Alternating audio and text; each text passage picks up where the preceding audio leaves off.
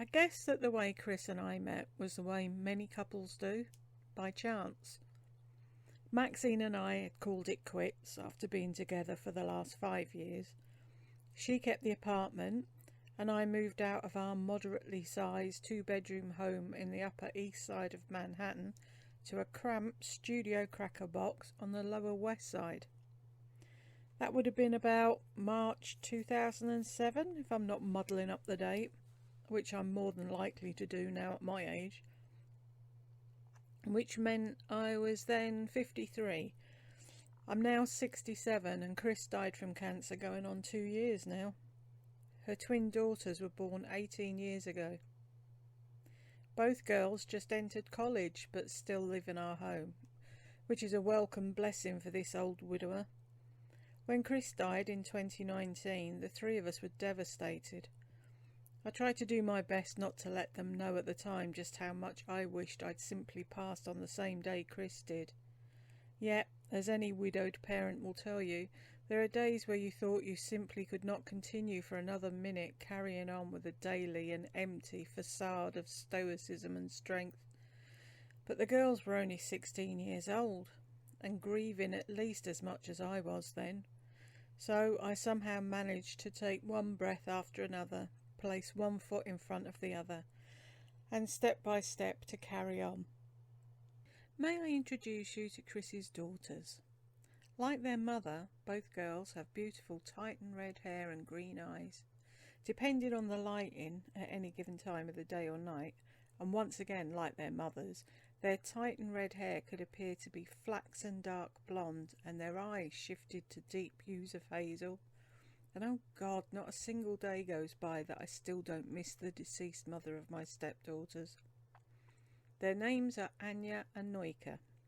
Anya's the older of the two, having only been born a few minutes before Noika followed her into this world, almost the way the nearly inseparable two navigate the world now. Wherever Anya leads, Noika always follows. Chris had been born in Croatia. Her Christian name was Sveta, which in English means flower. When she came to America, and in order to assimilate more fluidly within our society, she renamed herself Chris. Chris's first husband and the twins' biological father, Jan, was born in Poland. Chris's and Jan's daughters were named after each of their respective mothers. Anya means one whom God has favoured. Noika, as Chris told me, was actually a typo on the birth certificate of Jan's mother.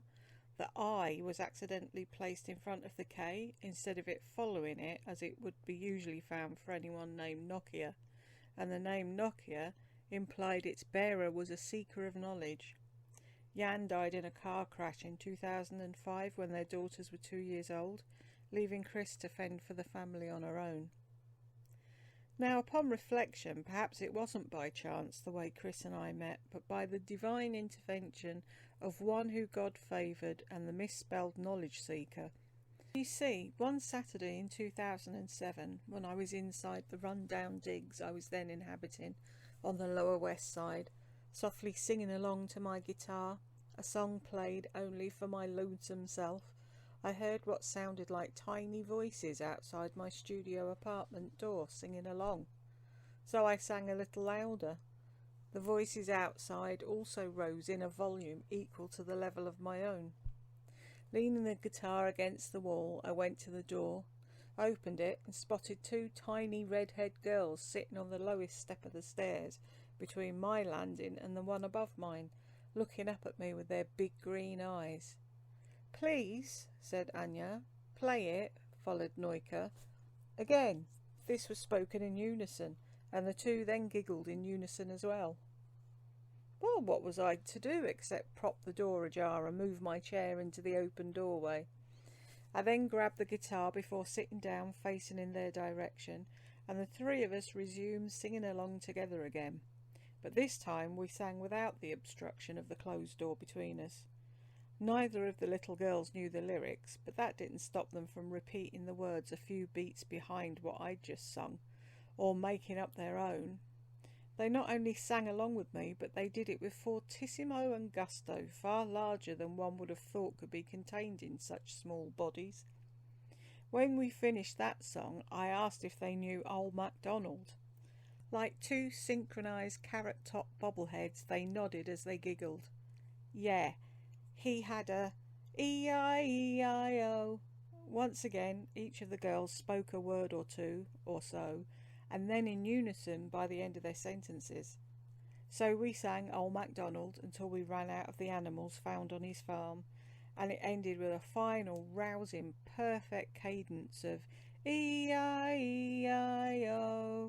At that point, I heard the door of an apartment on the landing above mine opening, a few footsteps coming down the worn carpet stairs, and I was looking at someone who made my heart skip a beat or two. Chris. I'm sorry, she apologised. Are they bothering you? No, Mummy, we're helping him sing his songs, they spoke in agreement before adding, which I was now learning, their trademark cascade of girlish giggles. Mummy likes the music too, once again in conjunction before tittering. Yeah, Mummy, E-I-E-I-O with us. The pretty red-haired mum took a seat on stairs behind her daughters, placed a hand on each of their shoulders, and then looked at me with a smile, simply said, OK. Well, what was I to do except resume the song, with now all four of us E-I-E-I-O-ing, and the occasional laugh or giggle. After we'd sung several songs, Chris stood up and said, Come on, girls, that was fun, but it's time for your supper, and thank you for keeping these two scary monsters entertained. But before we go, may we ask your name? It's Steve, I replied, rested my guitar on the hardwood floor, and then stood up to see them off. Well, Steve, you've certainly sung for your supper, so if you don't have any other plans, why don't you come upstairs and eat with us? I see you've already been introduced to my Anya and Noika. My name is Chris Wojciech, and it's nice to meet a new neighbour in this old building. Assuming it was simply only a polite but insincere invitation, and not wanting to be an unplanned intruder upon their family's early evening meal, I was about to lie and tell them, No, I have something I have to take care of. Thank you anyway. Maybe another time. But before those words were out of my mouth, I felt Anya's itsy-bitsy hands wrap around my right one, followed by Noika's wrapping around the other. And bring up your guitar, 'cause you still got more work to do. Doing as told, and amidst a chorus of excited chattering and laughter, I was led up the stairs by these three wonderful women. Next I walked through their door and into the heart of the most beautiful adventure my soul would ever embark upon.